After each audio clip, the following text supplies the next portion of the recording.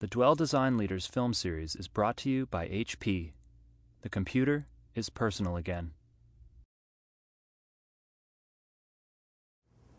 Corten steel, black polished concrete, aluminum planters, Mexican feathergrass.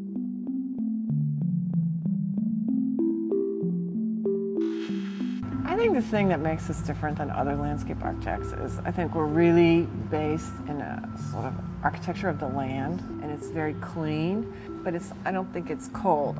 There's just enough there to be interesting, to have layers, to feel different in different seasons, but not feel overdone. We keep this part hidden because it's always a mess. This is our materials library. I've got stone, I've got steel, I've got wood, I've got concrete.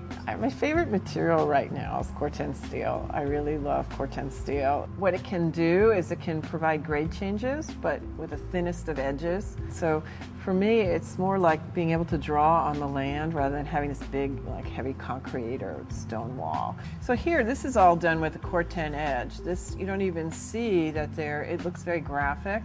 But then when you're in the space, that's actually holding up, 18 inches or 2 feet of soil. So I love that idea of that element of surprise, and that this edge here is actually one of these edges there, but it disappears.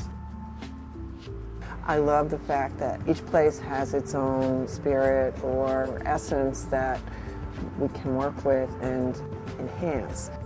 These are Japanese anemones, so the idea is that these come up and above and they die back in the winter time, but you get for about a month and a half this they're called wind flowers, so they move in the wind. You come up with the idea and then you layer on the details to create a richness of the palette. Rain falls on top of these polished black concrete and reflects the sky. This became a much more quiet way of addressing that idea of reflection and expansion. We have different tools which we can use to blur boundaries. I personally like to use things that are translucent, and that was kind of the genesis for this screen. It's backlit most of the day. It just glows.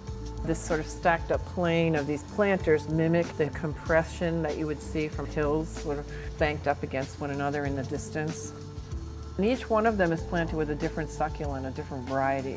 And also the other thing that I really love about it is the grasses are moving. This is a Mexican feathergrass, and it's just always moving in the wind, and just that movement, it's just magical up there.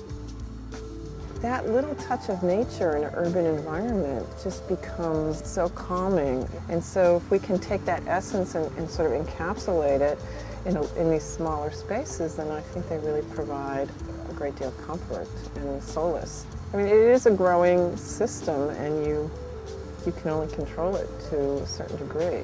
And after that, you just kind of have to let it go.